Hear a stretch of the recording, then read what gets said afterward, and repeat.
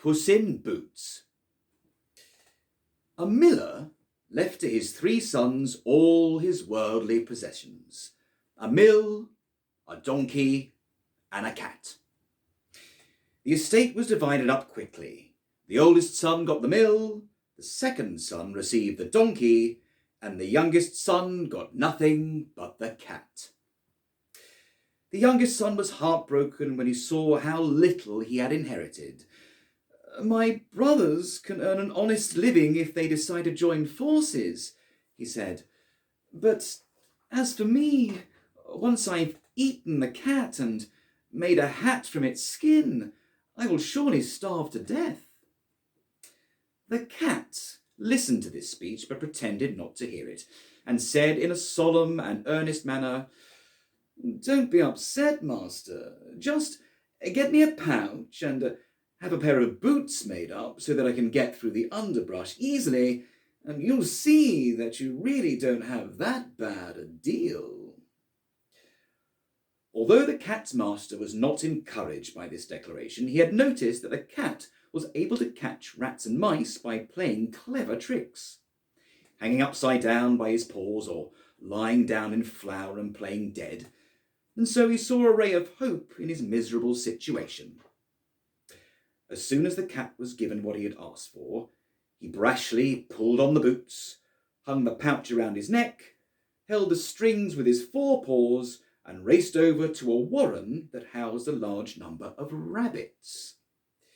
He put a little clover and lettuce into the pouch, lay down next to it, and played dead. Then he waited for one of the little rabbits, one inexperienced in the ways of the world, to crawl into the sack and try to eat what was in it. Just as he was stretching out, he scented success. A young rabbit, still wet behind the ears, hopped into the sack. Master Cat pulled the strings in a flash, grabbed the bag, and, without feeling the least pity for his prey, killed it. Proud of his prize, he raced straight to the king's palace and demanded an audience with him. He was ushered into the chambers of his majesty and, upon entering, bowed deeply to the king and said, "I am presenting you with a rabbit from my lord, the Marquis de Cabras." That was the name he had chosen for his master. "He has instructed me to present it to you on his behalf." "Tell your master that I am grateful to him and that he has given me great pleasure," replied the king. Some time later, the cat hid in a field of wheat, keeping his pouch open. When 2 partridges entered it, he pulled the strings and caught both of them. Then he presented them to the king, just as he had done with the rabbits, and the king accepted the 2 partridges gratefully and gave the cat a small token of his appreciation. For 2 or 3 months, the cat continued presenting the king with game of one kind or another, always, he said, caught by his master. One day, he learned that the king was planning to go on an excursion along the riverbank with his daughter, the most beautiful princess in the world. He said to his master, "If you want to make your fortune, then take my advice. Just go over to the river and take a swim at the spot I will show you. Leave the rest to me."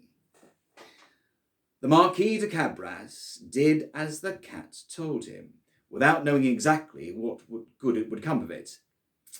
While he was in the water, the king drove by, and the cat began to yowl at the top of his lungs, "Help, help, my lord! The Marquis de Cabras is drowning!"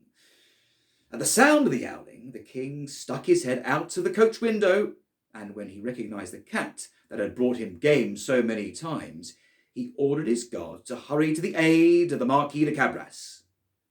While the guards were rescuing the poor Marquis, the cat went up to the royal coach and told the king that thieves had stolen his master's clothing while he was swimming. He had done everything he could by shouting, "Stop the thieves!" but it was no use. In reality, the scoundrel had hidden the clothes under a rock. The king ordered the officers of the royal wardrobe to fetch one of his finest suits for the Marquis de Cabras. The king paid him 1,000 compliments. Since the fine clothes that the Marquis was wearing flattered him, he was both handsome and statuesque, the king's daughter found him much to her liking. All the Marquis de Cabras had to do was cast 2 or 3 respectful and somewhat tender glances in her direction to make her fall head over heels in love with him. The king insisted that the Marquis ride in his carriage and accompany them on their excursion. The cat, delighted to see that his plan was succeeding, ran on ahead. When he came across some peasants who were mowing a field, he said, "Listen to me, my good people. If you do not say that the fields you are mowing belong to the Marquis de Cabras, each and every one of you will be cut into little pieces until you look like chopped meat." The king did not fail to ask the mowers whose field they were mowing. It belongs to our lord, the Marquis de Cabras," they all said in unison, for the cat had frightened them with his threats. "Well, you have a very substantial inheritance there," said the king to the Marquis de Cabras. "You can see, sire, that this field offers an abundant yield every year," the Marquis replied. Master Cat made a point of staying in front of the coach, and he said the same thing to everyone he met. The king was astonished at the vast amount of property owned by the Marquis de Cabras. At last, Master Cat arrived at a beautiful castle owned by an ogre who was renowned for his wealth. All the lands through which the king had been travelling were his domain. The cat, who had made a point of finding out this ogre and was learning the extent of his powers, asked for an audience. He claimed that he could not possibly be so close to his castle without paying his respects. The ogre received him as politely as an ogre can and asked him to sit down. "It has been said," the cat stated, "that you have the ability to transform yourself into any animal at all. I'm told that you can, for example, turn yourself into a lion or an elephant." "It's true," replied the ogre brusquely, "and just to prove it, I will turn into a lion." The cat was so terrified at seeing a lion before him that he instantly scurried up to the gutters on the roof, not without some pain and peril, for his boots were not made for walking on tiles. A little later, when the cat saw that the ogre had turned back to his former state, he scampered back down and admitted that he had been terrified. "It has also been said," the cat declared, "but I can hardly believe it, that you have the power to take the shape of small animals. I've heard, for example, that you can change into a rat or a mouse.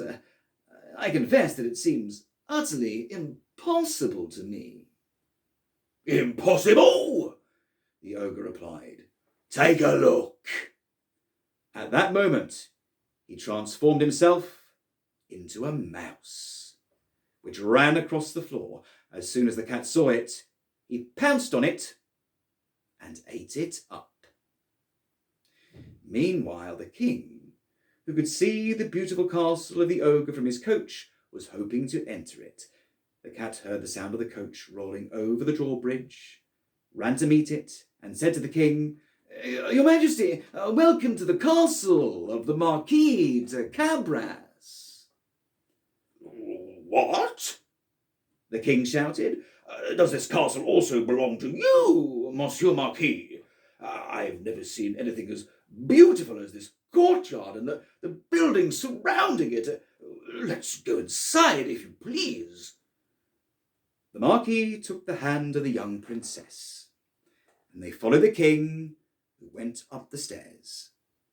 When they entered the grand hall, they discovered a magnificent feast prepared by the ogre for his friends, who were supposed to see him that very day, but who did not dare enter, knowing that the king was there. The king was as charmed by the many qualities of the Marquis de Cabras as was his daughter, who remained head over heels in love with him. Realizing how much wealth he possessed, the king said to him, "It's up to you whether you want to become my son-in-law or not, Monsieur Marquis." The Marquis, bowing deeply, accepted the honour conferred on him by the king. That very day, he married the princess. The cat became a great lord, and never again had to run after mice, except when he wanted to amuse himself. The end.